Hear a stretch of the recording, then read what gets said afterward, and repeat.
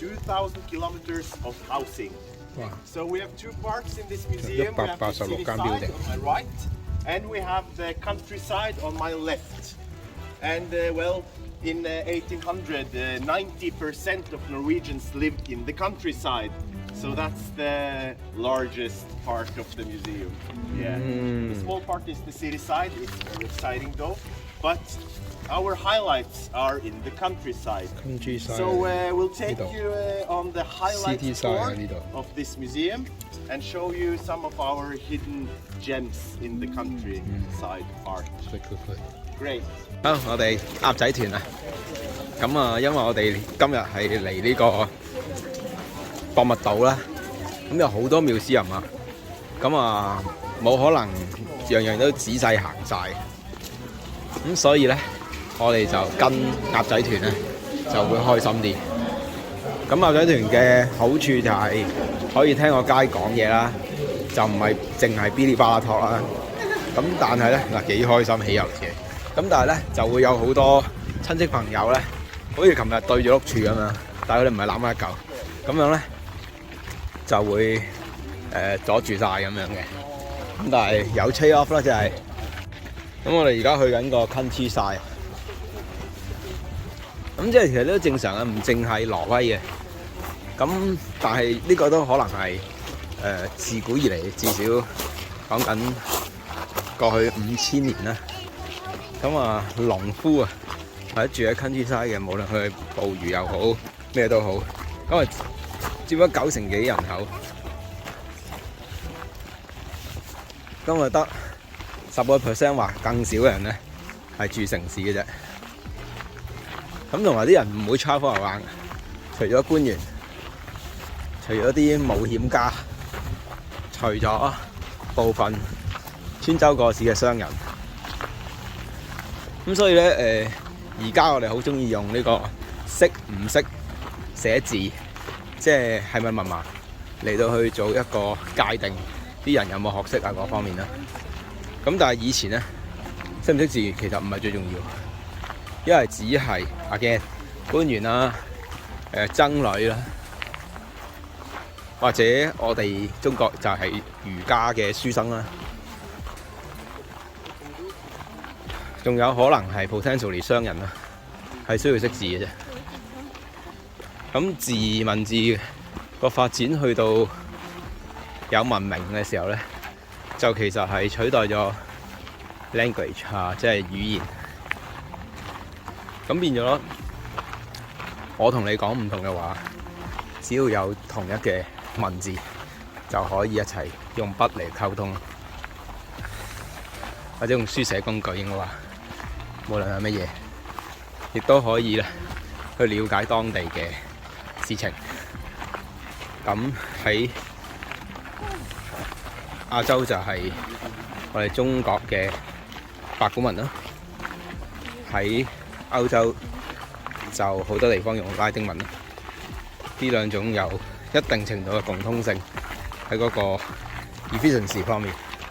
嗱，我哋又嚟翻呢間牧師見到撞板會多過食飯嘅木板教會，但係呢個係山寨版。我哋已經去咗真實版，但係佢呢個都好1比1 feel 啊！好1比1 feel 啊！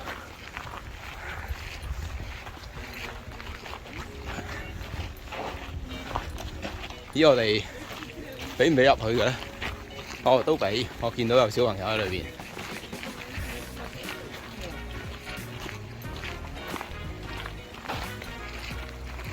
The oldest part of the museum. It actually predates the museum itself. This is King Oscar II's collection, and the houses you see here have been here since the 1880s. King Oscar II was the king of Sweden at the end of the 19th century, the beginning of the 20th century. And because Norway was in union with Sweden, he was also king of Norway. Okay. And this was his private collection. It was open to the public, but it belonged to the king. And some say that King Oscar made this collection because he genuinely cared about Norwegian history and culture, others say that this is more of a political game, so that he made this collection to show the Norwegians that, look, I do care about you too, not just Sweden. Because a lot of Norwegians wanted to leave the Union, so the king tried to really make Norway stay part of the Union. But then in 1905, Norway left the Union, and after that the museum took over this collection as well. We're gonna finish off in the state church, but before that we're gonna go inside this house. Benches around the table, but please don't touch anything. 呢間木屋，入呢間木屋先，但唔可以掂任何嘢喎，係咯，掂咗會變金啊，點石成金。呢度有個心心喺嗰度。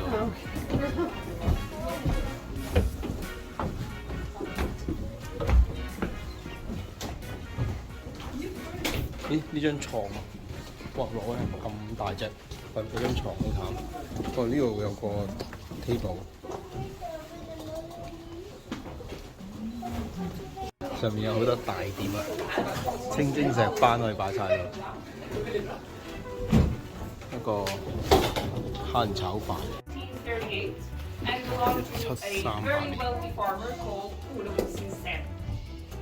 This house was a house that was only used for parties. Wow. And that tells us a little bit about how wealthy he was. He had his own house just for parties. The family lived in a different house. This was the nicest house at the farm. And the beds here would be for the guests to spend the night after the party, because quite often guests would come from far away and would need to spend the night. And there are beds in the side room here. There would also be more beds upstairs. And then there's the main bed in the main room, which was for the guest of honor. And when the guest of honor went to bed, everyone could see it, and that meant now the party is over, and everyone else has to go to bed as well.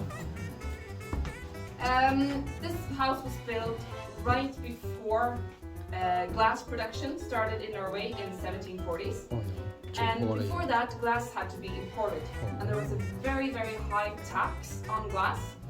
So until the middle of the 1700s, having glass windows like we have here would be quite uncommon. It's said that furnishing a room like this with windows would cost as much as building the entire rest of the house. So not a lot of people could afford it, and even if they could afford it, they might choose to build an extra house rather than have windows. That's true.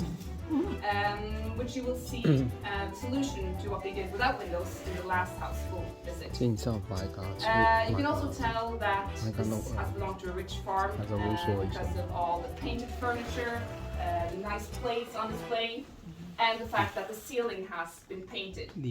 Having painted ceilings was quite uncommon at the time, and especially with white paint that you see here, because the white paint was the most expensive you could get. So that is a way to really show off his wealth. As I said, this was a very wealthy farmer's house, and this is just one of several houses at the farm, and that farm was just one of several farms that belonged to this family. And it's said that marriage in the 18th century was not so much about love and romance, but about strategic ways to make your wealth grow. And this family was particularly good at that. Whenever the oldest son who was inheriting the farm was getting married, the family made sure that he was marrying a young woman who was inheriting her farm. So with each generation, the family got a new farm. And I also have to say a little bit about what it was like to be a farmer in Norway at the time. Because being a farmer in Norway was quite different than being a farmer in other countries in Europe. In most other European countries, the land would belong to noblemen, and the farmers would work for the noblemen.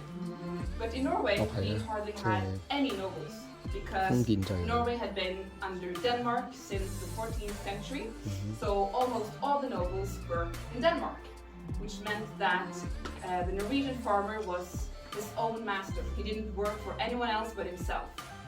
So especially wealthy farmers, like the guy who owned this house, were almost considered like little local kings in their community. And we actually have a photo of when the actual king visited this farm in the early 19th century. And the king and the farmer are sat side by side on a bench, almost like equals. Wow. And if you didn't know who was who, it can actually be a bit difficult to know. I mentioned marriage, and we have a small object here that is related to that. I don't know if everyone can see it, but it's the thing hanging on the wall here. So for those of you who can see it, does anyone know what it is, or can maybe guess what it is from looking at it? Any guesses? No? It's not so easy to know. This is called a mangle board, and it's what they used to iron clothes before they had actual irons.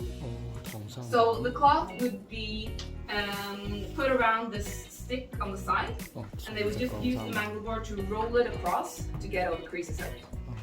And this was also an engagement gift. So when a young man wanted to propose to a young woman, he would make her a mangle board. And it was said that the more beautiful the mangle board was, the better a husband would be. It was a way for the guy to show off his skills as a craftsman. And he was, of course, always supposed to make it himself. But we do know that some wealthy young men would pay professional artists to make it for them if they weren't so happy. And then if the young woman accepted the proposal, she would keep the mangle board. If she did not accept, she would give it back. And then the young man would have to put the mangle board up on his wall so that everyone could see that he had been rejected. And then if he wanted to propose to a new woman, he of course could not use the same one, because everyone knew that it had already been used, so then he would have to make a new one. So before proposing to a young woman, it would be a good idea to know that she would say yes. Which usually was the case, especially among the wealthiest, as I said, because it was usually the family who had decided who they were going to marry. What is time? I think we should move on. But are there any questions in here? The beds aren't as small as they seem. They're about 170 centimeters long, which is a bit short, of course. But they would sleep curled up, which was important, especially in the winter, to keep warm. We do know that some wealthy people in the western part of the country would sleep halfway sitting up. But our source material is a bit different to know if this has been a common thing to do other places. But we do know for certain that at least many places they slept curling up. Guest room 嗰啲房都細啦，仲要瞓2個人喎，不如喺上面孖鋪2張雙人床，係咪上下格床？